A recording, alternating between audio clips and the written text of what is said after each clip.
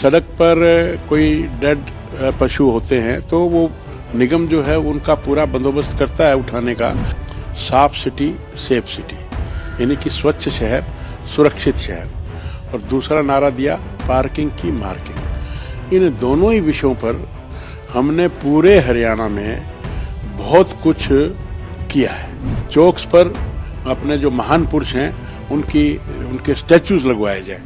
हरियाणा के local body मंत्री कमल गुप्ता जी हमारे साथ हैं। सर जी नमस्कार सर, 9 वर्ष की शुभकामना। साल आपको भी शुभ हो, अच्छा रहे और अपने व्यूअर्स जो हैं उनके भी जीवन की मंगल कामना मैं करता हूं कि आने वाले साल में वो सब स्वस्थ रहें, सुखी रहें, उनके कारोबार में व्यापार में बरकत हो। सर देखा जाए आपका जो महकमा है वो सीधे सीधे शहर से या नगर पालिका नगर निगम सब जगह से जुड़ा है लोकल बॉडी।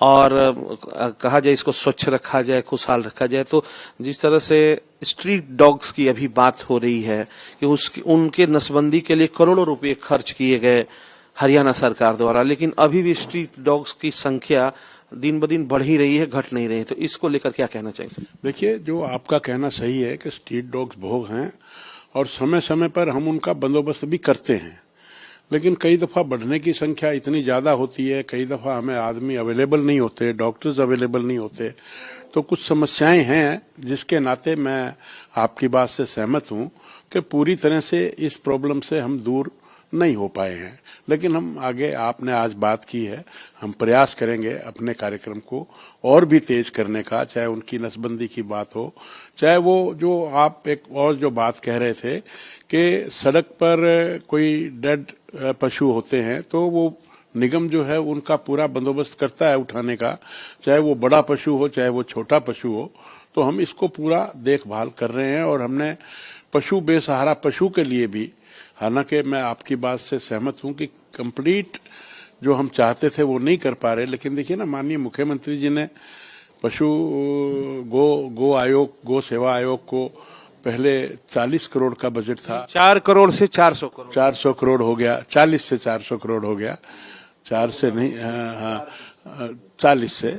तो मेरा कहने का मतलब ये कि सभी दिशाओं में प्रयास इस भारतीय जनता पार्टी की सरकार का चल रहा है।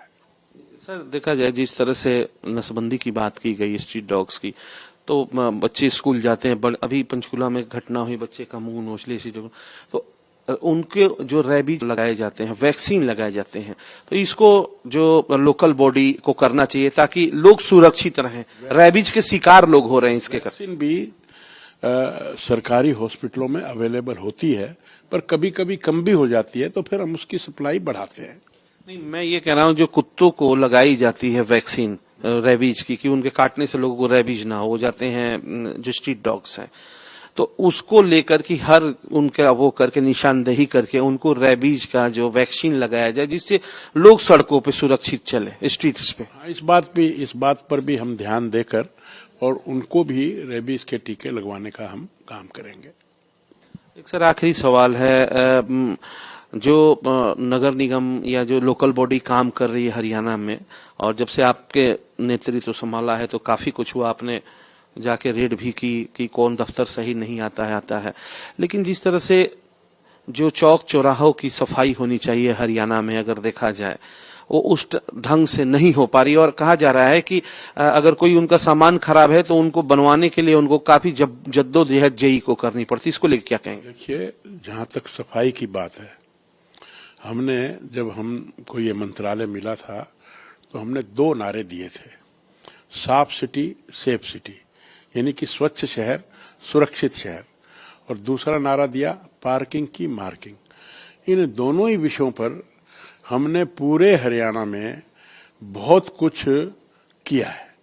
हमने तिरंगा लाइट है, अब तिरंगा लाइट आप पूरे प्रांत में जाएंगे, हिसार में आइए आपको पता लगेगा। और कलायत में मैं रात को यहां से जब हिसार जाता हूं तो देखता हूं ऐसे हमारी 88 यूएलबी हैं, 11 निगम हैं, 23 परिषद हैं और 54 पालिकाएं हैं। तो 88 के 88 शहरों में हमने तिरंगा लाइट लगवाई। और अब तो मैंने उनका टारगेट भी बना दिया कि प्रत्येक निगम 2000 लगवाए, परिषद 1000 लगवाए, पालिकाएं 300-400 लगवाएं। और जहां तक सफाई का सवाल है, जहां तक फुहारों का सवाल है, सुंदरता का सवाल है, हमने कहा है कि जो चौक्स हैं उन पे फुहारे लगवाए जाएं। चौक्स पर अपने जो महान पुरुष हैं उनके स्टैच्यूज लगवाए जाएं। और जहां तक सफाई की बात है, स्वच्छ भारत, स्वस्थ भारत, स्वच्छ हरियाणा, स्वस्थ हरियाणा, हमने 13 क्लस्टर को पूरे प्रदेश को बांटा है।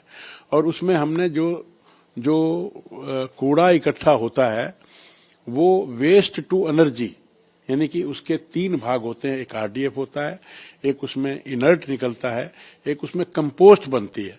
तो कंपोस्ट किसानों को इस्तेमाल होती है, इनर्ट को हम भराई के काम करते हैं, और जो आरडीएफ है उससे जलाकर बिजली बनाने का काम करते हैं।